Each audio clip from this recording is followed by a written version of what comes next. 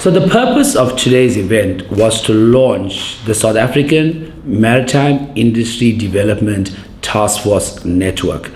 As I said in my inaugural speech as president of this network, is that there's two very important words we used. Number one is network, because a network means there's a number of people and there's power in numbers, because very often without numbers, without power, we can't have success. So today we want to get the power in the numbers so we can make our vision of unlocking the full potential of South Africa's maritime industry for the benefit of our people a reality.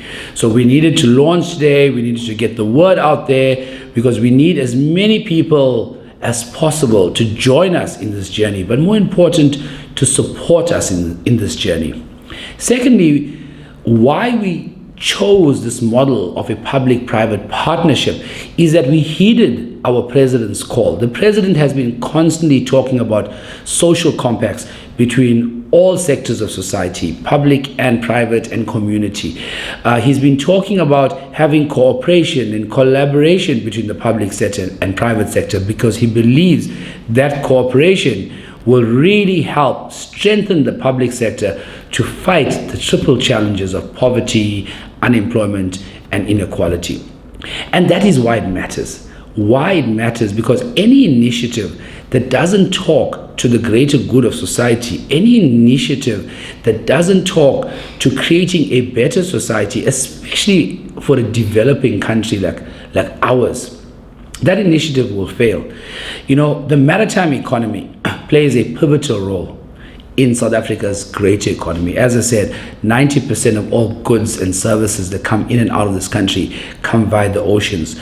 So one could not find a better place to begin with to address the issues of unemployment, poverty, and inequality than the maritime economy, because the economy is so important.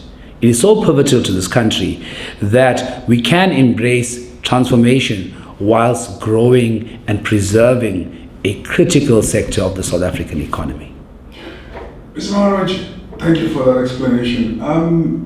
Looking at this network that's being established, and yes, looking back at 2014, yes, the launch of what was then, and I think it's still being called Oceans Economy, what was that? Yeah, the Operation Phakisa Oceans Economy, yes. Yes. Phakisa part of it yes, was about the haste with which we need to yes, do yes. It so happens to be 2022, and we have this network yes, coming up. How do these two things tie together? Where does this fit into that picture? So the challenge is Operation Phakisa was an amazing policy. It was an amazing initiative. However, it fell short on its implementation. And we as a private sector think it fell short because it was a government initiative led by government with sporadic involvement of the private sector. This one here, what we're saying is, we take into account there is Operation Phakisa, there is the Comprehensive Transport Maritime Policy, there is the African Maritime Charter, and there are other initiatives around development of the ocean economy. But this one is private sector led and supported by government in the form of the Department of Transport. So we think what that will happen is create more enthusiasm amongst the private sector. It will get them more excited because they say, hey, we're in control of this and not government. But at the same time, government is supporting us. And we think that that kind of approach will actually hasten the implementation of Operation Phakisa. It will hasten the implementation of the Comprehensive Maritime Transport Policy, because what we want to do as the leadership of the network is to ensure accountability for the implementations of plans and policies, both for the government and the private sector. One final question for me. You have streams, if I may call them. Yes, various work streams. Yes. About 8 work streams. About 8 yeah, of those. yes. Briefly, what are they? What are they focused on, and why? Oh, my friend, that one there is hard for me because you got long names, and if I don't have my notes in front of me, it's going to be so difficult. You saw the names, they're so long. Yeah. Just an overview then of that within context of this network, Operation Pakistan. How did you arrive at those streams? Yes. And why those streams? Okay. So the Department of Transport went into a wide consultation process with the industry and said, the industry, what can we do to support you in unlocking your investment plans? Through the consultation process, the industry said, okay, we need, for example, better cooperation and collaboration, and that's why you have the collaboration part. The ship repair is so critical, and that's why you have the ship repair part. They say that in terms of the fourth industrial revolution, entering the fifth industrial revolution, space technology is so critical to the success of the maritime industry evolution. We're looking at green technology and climate change, and therefore decarbonization and renewable energy as alternate fuels that enable sea transportation. Those become so important. And there are many others such. There's a communicators forum, because one cannot have a network without strong communication. So it's those kind of interactions, that kind of feedback, then those 7 or 8 work streams were identified.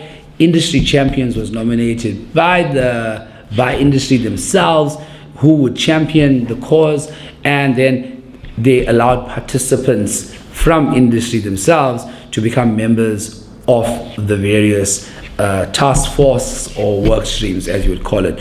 So the idea was, once again, to have a very cooperative and collaborative approach, to have a very inclusive approach. So it was an initiative started by government, but the input was totally private sector input, and the leadership is totally private sector leadership, which is the large differentiator from all other initiatives that took place before around the ocean economy.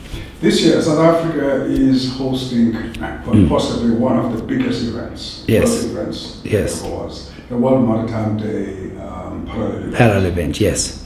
175 IMO member states. Yes. Are expected to be. Yes. Yes. We have this kind of initiative. What kind of impact can be anticipated in terms of aligning the country's activities with world trends in terms of maritime? Yes.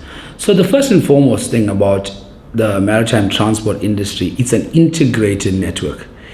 Everything is integrated. So for me, I would really use this opportunity to allow South Africa to ingrain itself and integrate itself more into the world trade route, into the world's logistics chain, and really send the message out there that we are indeed a world-class maritime destination, we're a world-class maritime hub. We have some of the best port facilities, not only on the African continent, but in the world. I think, as I said before, communication is so important. I think what we don't do well as South Africans is that we don't communicate enough. So you find a lot of negative narratives are created. So first and foremost, I would really use this opportunity where we are at center stage to really tell our success stories, our good news stories, and get a buy-in from the rest of the world that we remain the hub port of choice for the Southern African continent. And I think if you can achieve that, then everything else falls in line.